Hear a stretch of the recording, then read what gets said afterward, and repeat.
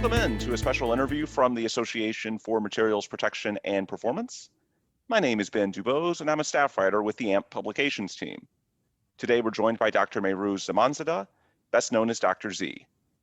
Dr. Z is currently a technical director and principal investigator on projects related to buildings and the utility industry at Pittsburgh, Pennsylvania-based Matergenics.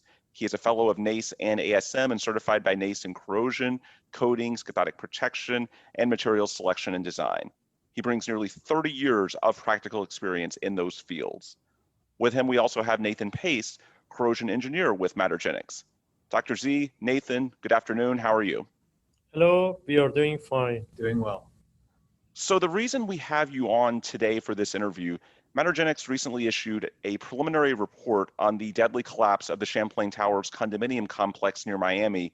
And that report includes plenty of information regarding the potential causes and specifically the potential role of various factors related to corrosion. Dr. Z and his team are currently drafting a technical paper on the topic, which is set to include all sorts of recommended practices for the corrosion risk assessment of aging buildings. Anyway, I think a good place to start, Dr. Z, is with your recent visit to the site of the Champlain Towers collapse to do some consulting. Can you tell us a bit about what you saw there in terms of the potential corrosion-related issues that may have caused this tragic incident? Well, first let me tell you that my heart goes out for the hundreds of families that feel pain of losing their loved ones. This should never happen again, in our opinion. I did visit Miami at the time. They did not let the experts to get close to the site because of the safety issues. However, we did review extensive amount of information, including the drawings, all the photos, videos, and all that. And we have been involved in this similar type of high-rises, aging structures for some years. So we know what's going on in this type of environments, especially if the structure is aging and is in front of the ocean. So what red flags did you all see when looking at some of the inspection reports prior to the collapse? Well, basically, corrosion risk assessment should include corrosion mapping, GIS corrosion mapping, building corrosion mapping, should include quantification of corrosion, should include loss in thickness, should include recommendations, specific recommendations, and if the risk is acceptable or if it's not acceptable. The previous inspection reports were inadequate as such that they were not detailed and they did not quantify the corrosion risk. So what advice would you give to any other building owners that may have received or may be receiving similar information on their own inspection reports? Well, first of all, I would like to tell this very important issue that the 40-year recertification is not adequate. Obviously, this building failed before the 40-year recertification.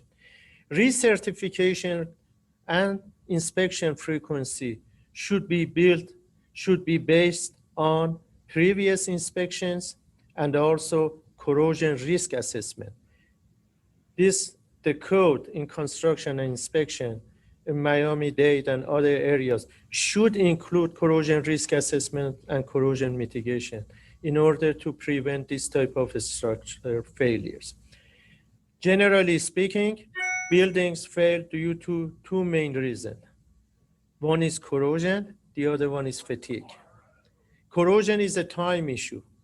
It means that when the load-bearing members are exposed to corrosive environments, they start losing their thickness, their load-bearing ability, and as such, they are prone to incidents or accidents, a major accident that sometimes are deadly, and hundreds may die due to that accident. So my advice to neighboring buildings, my advice to buildings, aging buildings in Miami next to the ocean in Honolulu, in San Francisco, in Vancouver, Canada, is to consider corrosion risk assessment of their aging structures. So turning things back to the Champlain Towers and that tragedy in South Florida, again, I know you were just on the ground there. Can you describe some of the factors, or perhaps the red flags is the right way to phrase it, but can you describe some of the things that you saw that might have indicated or contributed to the corrosion risk in that environment? Well, basically, when you are next to the ocean, 100, 200 feet, it's called C5 environment. Those are marine environment. It means you have high chloride deposition, you have high time of wetness, and therefore corrosion risk is present in this type of buildings, especially if they are aging, So that's the first consideration. For aging structures, past is not indication of future if they are in a corrosive environment and they are next to the ocean. The second aspect of it is, from our observations, more likely than not, the collapse started in the lower floors. And it started from an area that was pool deck and the parking garage area. Mm-hmm. We think what happened is this accident, unfortunate accident, didn't happen overnight. It was in making for decades. There was evidence, a strong evidence of collection of water on pool deck, extreme amount of water flooding in the parking garage area. And as such, this water can evaporate. When it evaporates, it concentrates the salt. Mm-hmm. The water and the salt water can permeate through this concrete. It can get to the rebar and form a corrosion cell. Corrosion products, or what is called rust, forms. That results in cracking of concrete and further accelerated corrosion. What's the result of all these reactions? Loss in thickness of the rebar. Once you lose the thickness of the rebar, then your load-bearing ability is not the same. There's been a lot written in the media about spalling in some of these reports. Dr. Z, can you just give a brief description of that for any non-corrosion folks that might be watching or listening to us? What does that mean when the media uses that term?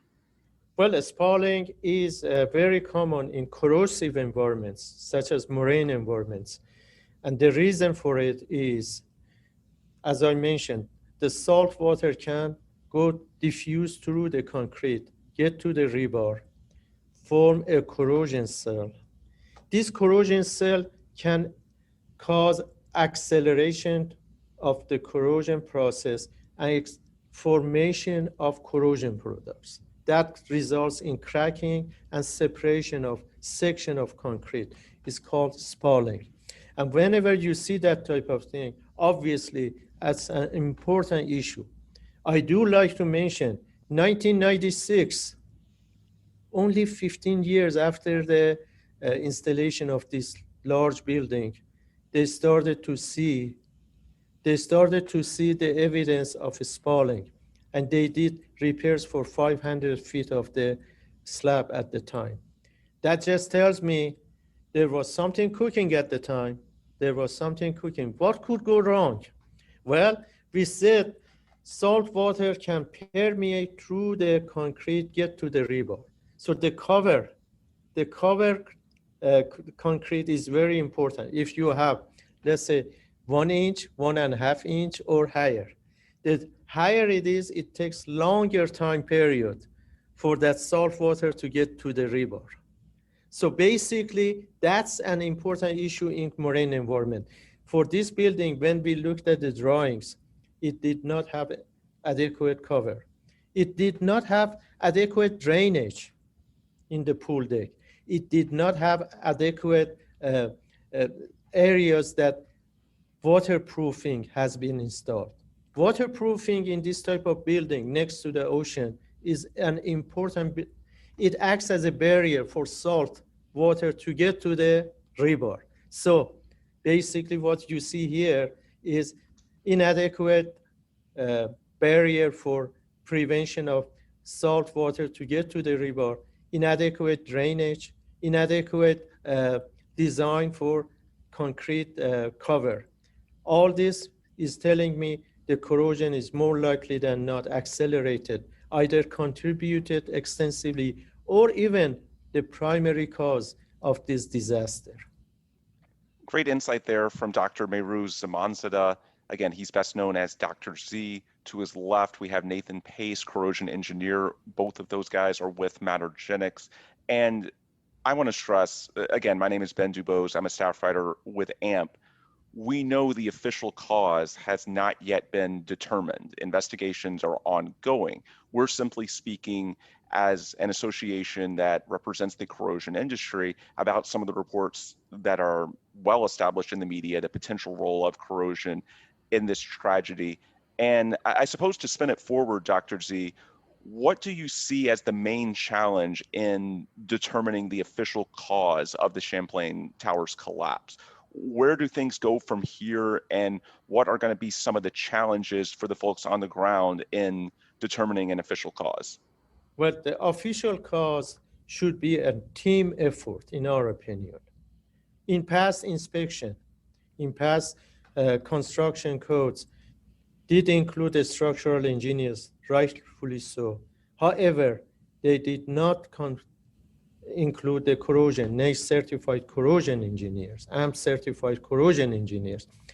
The biggest challenge is for this work to go ahead and find the root cause is to find the right team members with experience. And once you have that, then you go after where the whole failure initiated. Is it due to design? Is it due to workmanship? Is it due to environment, corrosivity of the environment? Or is it the combination of those?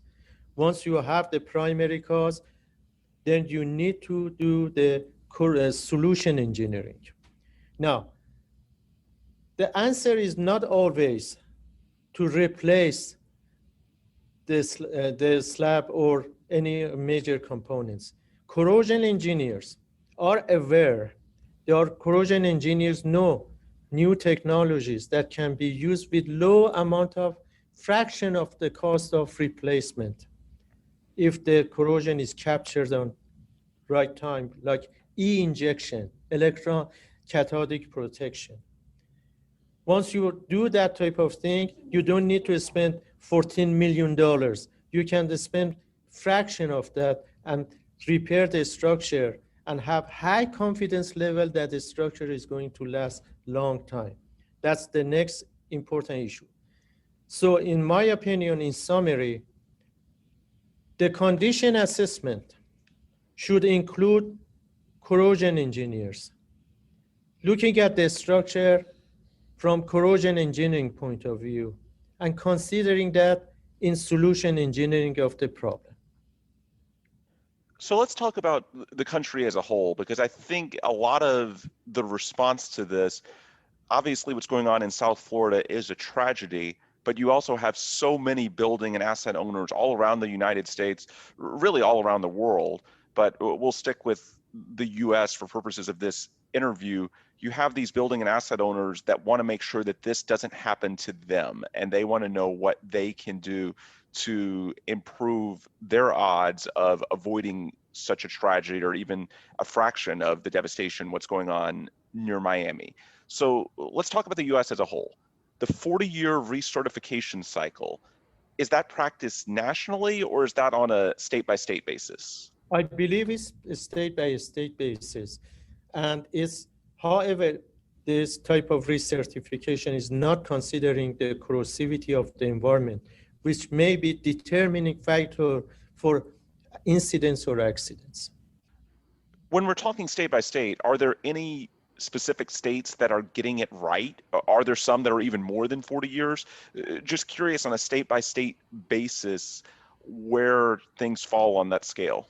Not that I know. There are many codes, many local codes that uh, they are up there. I know there are some differences from one state to another. However, in general, the corrosion engineering concepts are not considered in frequency of inspection. So what would you recommend as a more appropriate cycle? Basically, what can and should be done about buildings where, or buildings in those states where you have 40 years or more for recertification efforts right now? Excellent point. Excellent question. Two-thirds of high rises in Miami are more than 30 years old. Two-thirds of them. What I recommend is the following. A corrosion risk assessment, GIS corrosion mapping should be performed first based on the environment, how corrosive it is, time of wetness, salt deposition, determine the frequency of inspection and recertification. It may be 20 years, it may be 30 years, depending on a specific environment and the results of corrosion risk assessment. So we've spent a lot of this interview talking about why coastal buildings in these types of highly corrosive environments can be more at risk of concrete corrosion. Are there other areas, environments, or circumstances, I suppose, where people really need to be more vigilant when it comes to preventing concrete corrosion? Well, in Northeast, we know it is a common practice to use de-icing salts. De-icing salts. And the time of wetness is very high. There are many, many aging buildings that are exposed to, like bridges, like towers, like poles, that are exposed to de-icing salts and what we call corrosive moisture that contains that de-icing salts. All these areas should be of concern. They should be on their toes for this issue, especially if they are aging. You can drive through Chicago, you can drive through New York City, you can go to Pittsburgh, Pennsylvania, and see the same phenomena, same mechanism is in action. So at Matergenics, do you all work directly with the building inspectors, the structural engineers, when you're trying to identify these types of corrosion-related issues and look into what the repairs are? What's your role? Are you working directly with these people in some cases? That's a true statement. Yes, we do the corrosion risk assessment at some area. And we identify the areas that exhibit accelerated corrosion due to the corrosivity of the environment and time in service. Then we do the digs. We identify the load-bearing members. We measure the thickness loss. And then we work with FEA analysts, structural engineers to see what's the effect of this loss in thickness. And we determine based on all these issues that I mentioned, the remaining life and what should be done next, which is usually coating and cathodic protection after initial repairs. For anyone watching or listening that's thinking about conducting an inspection or getting an inspection done for their own building, how important is it to specifically get a corrosion engineer to be involved in your inspection? It is important if you see early signs of corrosion. What are those? Red discoloration, formation of rust, formation of black rust, magnetite, is an indication that accelerated corrosion may be happening. Once you see evidence of this type of things, then you know that there is some corrosion mechanism active in your structure. You should get the advice of a NACE certified corrosion engineer that has worked before with this type of environments and ask them to do the condition assessment with structural engineers. This should be a teamwork. The last question I've got for you, from our perspective at AMP, what role do you see for AMP and specifically its members all around the world when it comes to investigating and preventing future tragedies like what we've been dealing with in South Florida? And when I ask this question, I'm not just saying for residential structures only, but really any sector where corrosion failures could have catastrophic, potentially fatal results. What can AMP and its members do? Generally speaking, failures come through three main reasons. The first one is lack of knowledge. They just don't have any knowledge about the mechanism. The second one is very important that should never happen, but it happens, is negligence. Negligence. And sometimes greed plays a role in the whole subject. If it's very expensive, then they may not pay as much attention. In my opinion, what AMP can do is to increase the knowledge of corrosion risk assessment of aging structures in general, the infrastructure we have in this society, and have specific courses, as I know they do, regarding this issue. So we can eliminate the first aspect, which was lack of knowledge. The negligence comes even very seriously, teaching, educating the technicians, the engineers regarding what can go wrong if detailed observations are not in place. Great insight. Dr. Z, we mentioned leading off this interview the reports that you have that are ongoing regarding the Champlain Towers and, of course, the aftermath of your visit on the ground in South Florida. For anyone watching or listening that wants to keep up with you in the weeks and months ahead and the insight that you put out related to what's happened, how can they do that? Are you on LinkedIn? What's your website? How can people stay in touch with you or follow what you're going to be publishing as it pertains to the Champlain Towers? Well, no need to say that this is work in progress. That's the first thing that we should pay attention. But we do have a white paper regarding corrosion risk assessment, corrosion mitigation of aging structures. It's available. If anybody is interested, they can get in contact with Matergenics, zee@matergenics.com. And we are listed in LinkedIn. And also we have had many interviews with media, including Wall Street Journal and others, that we have presented our technical views on this tragic accident. And we also believe this should never happen again. Yeah, I think that's a good point to end on. And as you mentioned, you've been doing a lot of interviews, really doing great work to provide the corrosion perspective on this tragedy and what can be done to prevent future ones. And for anyone that has not seen those interviews, you can also check out YouTube. You can search for Dr. Z and see all sorts of interviews that he's done in recent weeks, trying to get the word out about what's going on in South Florida and what building and asset owners can do to prevent it from potentially happening anywhere else. Also, if you want more information on their company, Matergenics, it's pretty simple, matergenics.com, and you can find all sorts of ways to get in touch with them.